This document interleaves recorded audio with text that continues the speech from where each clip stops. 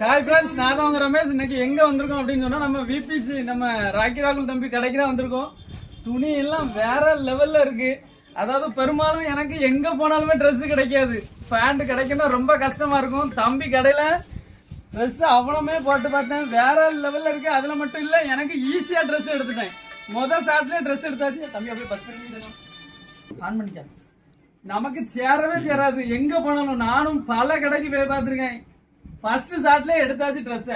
வேற லெவல்ல இருக்கு. தம்பி இந்த பேண்ட் பேர் என்ன?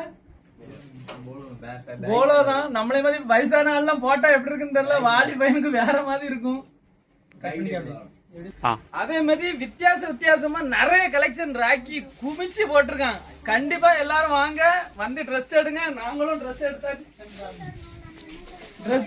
அதே மாதிரி நல்ல தரமான துணி குறைஞ்ச விலையில இருக்கு. கண்டிப்பா எல்லாரும் வந்து யூஸ் பண்ணிக்காங்க.